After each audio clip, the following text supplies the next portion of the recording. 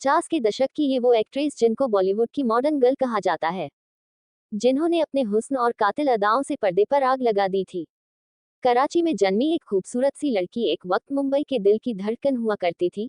जिस देवानंद पर हर लड़की फिदा थी, वही देवानंद तब टैक्सी ड्राइवर में इस खूबसूरत अदाकारा के साथ आए, जिसमें देव आनंद कल्पना कार्तिक ने नहीं, बल्कि इन्होंने लूटी थी सारी लाइमलाइट। बंटवारे के बाद पाकिस्तानी फिल्म में किया था काम और किन की वजह से मिली उनको बॉलीवुड में एंट्री। अदाकारा अपने आखिरी समय में बिल्कुल अकेली हो गई। 50 के दशक की इस खूबसूरत अदाकारा का नाम शीला रमानी था। हर किसी ने शीला रमानी की बोलती आंखों का जादू देखा और रंगीन मिजाज भी।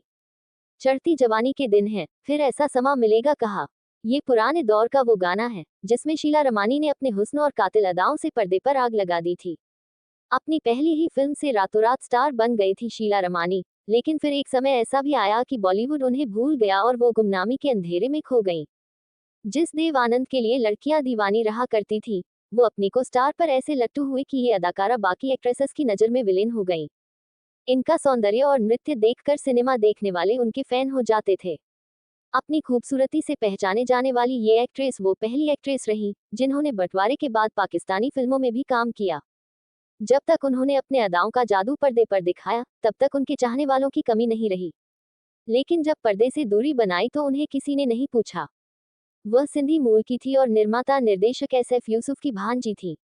टैक्सी ड्राइवर फिल्म के लिए उन्हें ज्यादा मेहनत नहीं करनी पड़ी थी। बचपन से वह फिल्मों में काम करना चाहती थी और डांस में भी उनकी काफी रुचि थी।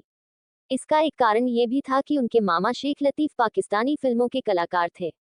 पाकिस्तान के सिंध में जन्मी शीला रमानी अपने मामा के जरिए ही भारतीय फिल्मों में आई थी।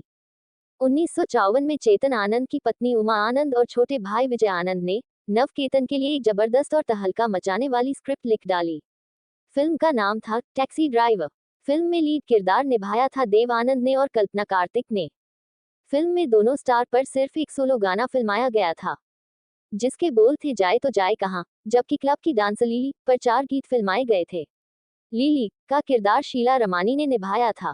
टैक्सी ड्राइवर फिल्म एक रोमांटिक म्यूजिकल फिल्म थी। इस फिल्म को चेतन आनंद ने निर्देशित किया था।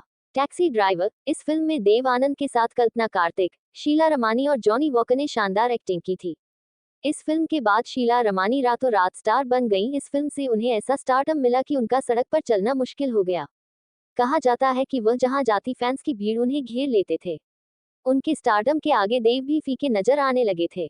बॉलीवुड के सुपरस्टार देव आनंद से लेकर सुनील दत्त उन्हें खूब पसंद किया करते थे। शीला रमानी को भारत की पहली अदाकारा रही हैं जिन्होंने बंटवारे के बाद पाकिस्तानी फिल्म में काम किया था।